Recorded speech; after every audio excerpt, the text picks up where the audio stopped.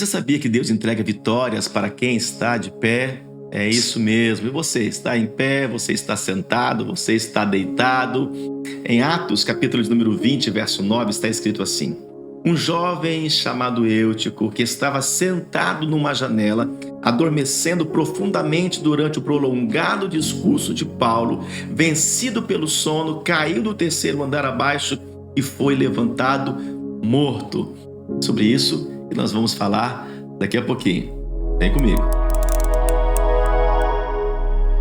Shalom, shalom, queridos! Espero que vocês estejam bem. Seja bem-vindo a mais um vídeo do programa Marcando Destinos. É isso aí, nós estamos numa série, né? Começamos uma série falando sobre o centro da vontade de Deus. Existe, não existe, estamos ou não estamos no centro da vontade de Deus. Eu comecei falando no primeiro vídeo que o centro da vontade de Deus não é um lugar, é um estado. É isso mesmo. E agora, como que nós vamos estar acessando esse centro da vontade de Deus? E nesse texto poderoso de Atos, né? Eu gosto muito do livro de Atos, que fala da igreja apostólica. E você, inclusive, que ainda não se inscreveu neste canal, se inscreva, ative o sininho e esteja também aí participando. Inclusive, vamos colocar aqui um card aqui para que você possa estar acessando, né? Aí essa série poderosa em que nós estamos iniciando. Então, a palavra diz aqui nesse livro de Atos algo poderoso. A Bíblia diz que esse homem, que é uma representação de alguns que estão dentro da igreja, alguns até que fazem parte da igreja, alguns que estão ouvindo as ministrações, essa palavra dele fala que ele estava sentado. Entenda que para nós acessarmos o centro da vontade de Deus, nós precisamos primeiro colocar Ele no centro das nossas vidas. Se você colocar Jesus no centro da tua vida, não colocar Ele de canto, mas colocar no centro, por isso que nós não podemos ser egocêntricos. Ego fala do eu, do meu eu. Pessoas egocêntricas, que tudo é elas primeiro, só pensam nelas, mas quando nós somos Jesus-cêntricos, então colocamos Cristo no centro de tudo. Então tudo vem dele, tudo é para ele, tudo é por ele, porque dele, por ele, para ele são todas as coisas. Então, há muitas pessoas que elas não conseguem se envolver com as coisas espirituais. Se você não se envolve, querido, então você não se desenvolve, porque você se desenvolve naquilo que você se envolve, e aquilo que você se envolve, você se compromete. É isso mesmo. Aquilo que você está envolvido, você começa e passa a estar comprometido. Agora, quem está sentado numa janela, como estava aqui este homem, né? Ele estava o quê? Ele estava observando. Ele não estava se movimentando espiritualmente, ou seja, não havia uma transformação. É lógico, quando você olha para a janela, você vê que janela é uma coisa boa, né? Entrada de vento, entrada de ar, entrada de sol. Em casa abro sempre as janelas, né? Para ficar a noite fechada, então eu abro para que entre ar, para que entre vento, para que entre o sol, que é saúde, faz bem, areja. Mas também a janela, eu falo de uma janela agora espiritual, pode se tornar um perigo, porque quem está sentado numa janela, nesse contexto, ele está sentado para dentro ou para fora? Na verdade, quem está sentado numa janela, ele está mais para fora do que para dentro. É isso mesmo. Então, o corpo está até dentro, mas a cabeça está fora, ou seja, porque ele está no meio, significa que ele está num lugar de indecisão. Sentado na janela está num lugar de indecisão, está cocheando entre dois pensamentos. Então, quando a pessoa vive uma vida na janela, ela começa a olhar para as coisas lá fora. Por isso que o Senhor está chamando você, querido, para que você possa tirar esse outro pé que está lá para a janela e colocar todos os dois pés fixados naquilo que é o Senhor, o que Deus tem, o que Deus quer fazer na tua vida. Há muitas pessoas que elas estão dentro da igreja, mas estão olhando para as coisas lá fora, e até mesmo elas olham para o seu passado e tem aquele saudosismo. Poxa, mas que saudade quando eu tinha isso, que saudade quando eu fazia aquilo, que saudade que eu podia fazer isso, como se hoje ela fosse proibida.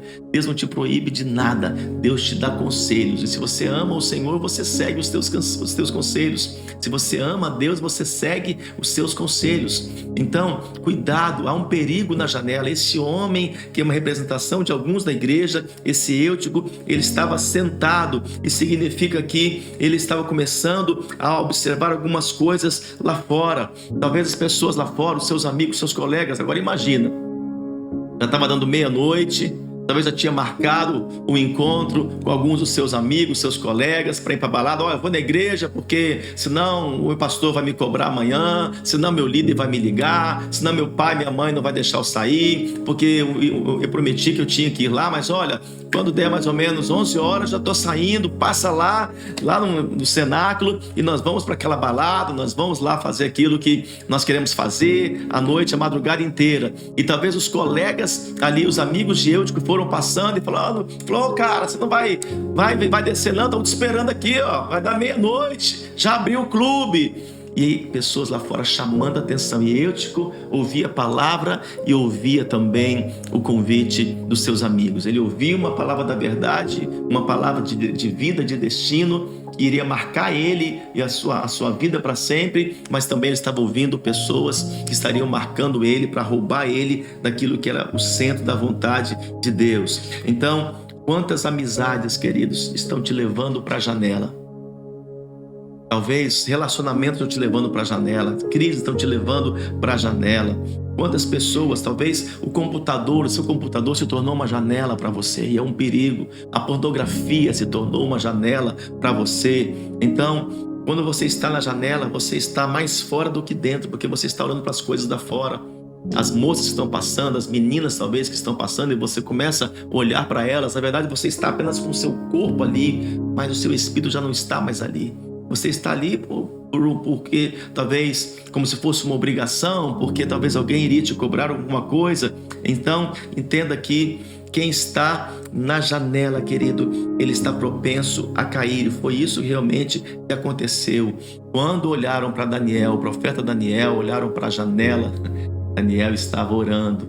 Eles sabiam, aquele povo sabia, Babilônia sabia, o rei sabia que Daniel era um homem de oração, que quando olhava para a janela, ele estava lá para dentro de casa, ele estava de joelhos orando, ele estava inteiro para Deus, inteiro para as coisas espirituais. Então cuidado com a janela, querido, cuidado para que a janela não te leve totalmente para fora. Você começa assim, é um convite A, é um convite B, e você vai deixando de estar completamente ali atento àquilo que o Senhor está falando, porque você começa a se distrair com as coisas lá fora.